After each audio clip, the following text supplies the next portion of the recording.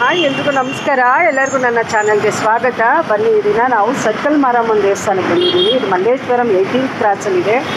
ನೀವು ನೋಡ್ತಾ ಇದ್ದೀರಲ್ಲ, ಇದೇನಿದೆ ಮಲ್ಲೇಶ್ವರಂ 18th ಕ್ರಾಸ್. ಇದು ತುಂಬ ಹಳೇದಾಗಿರೋಂತಹ ದೇವಸ್ಥಾನ. ಇದು ನವರಾತ್ರಿಗಳಾಗಿರೋದ್ರಿಂದ ತುಂಬ ಚೆನ್ನಾಗಿ ಪೂಜೆ ನಡೀತಾ ಇದೆ. ನಾವೆಲ್ಲ ಬಂದಿದ್ದೀವಿ. ಒಳಗಡೆ ಯಾವ ರೀತಿ ಇದೆ ಅಂತ ನಾನು ನೋಡಿಸ್ತೀನಿ. ಬನ್ನಿ ಸ್ನೇಹಿತರೆ, ಒಳಗಡೆ ಹೋಗೋಣ.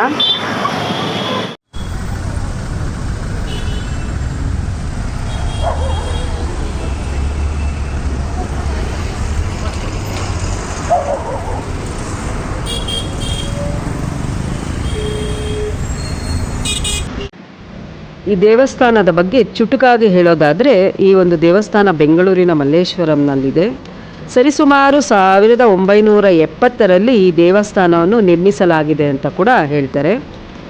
ಈ ಒಂದು ಭಕ್ತರು ನಂಬಿರೋ ಪ್ರಕಾರ ಸುಮಾರು 1800ರ ಉತ್ತರಾರ್ಧದಲ್ಲಿ ಸಂಪೂರ್ಣವಾಗಿ ಮಲ್ಲೇಶ್ವರಂ ಪ್ಲೇಗ್ ರೋಗದಿಂದ ತತ್ತರಿಸಿ ಹೋಗಿತ್ತಂತೆ.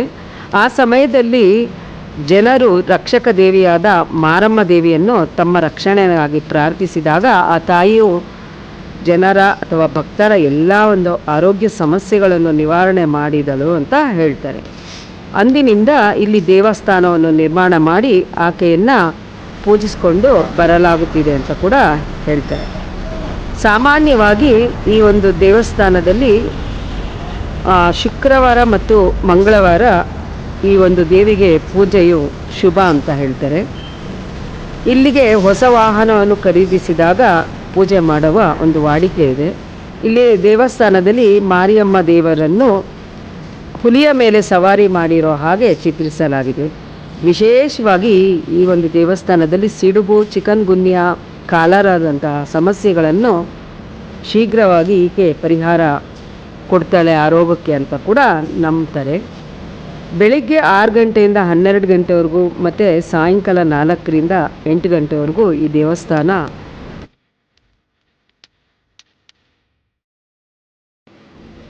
ದೇವಸ್ಥಾನ ತೆಗೆದಿರುತ್ತೆ ಸ್ನೇಹಿತರೆ. ಹಾಗೆ ಇಲ್ಲಿ ವಿಶೇಷವಾಗಿ ಇಲ್ಲಿ ಶುಕ್ರವಾರ ಮತ್ತು ಮಂಗಳವಾರದಂದು ಭಕ್ತೆಯರು ನಿಂಬೆಹಣ್ಣಿನ ದೀಪವನ್ನು ಹಚ್ಚಿ ದೇವರಿಗೆ ತಮ್ಮ ಒಂದು ಭಕ್ತಿಯನ್ನು ನಿವೇದನೆ ಮಾಡ್ಕೊಳ್ತಾರೆ.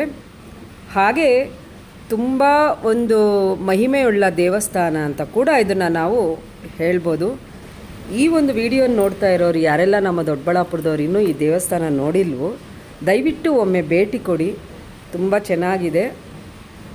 ಇದು ಒಂದು ನನ್ನ ಒಂದು ಈ ಸರ್ಕಲ್ ಮಾರಿಯಮ್ಮ ದೇವಸ್ಥಾನಕ್ಕೆ ನಾನು ಭೇಟಿ ನೀಡಿದಂತಹ ಸಂದರ್ಭದಲ್ಲಿ ತೆಗೆದಂತಹ ಒಂದು ವ್ಲಾಗ್ ಇದಾಗಿತ್ತು ಸ್ನೇಹಿತರೆ.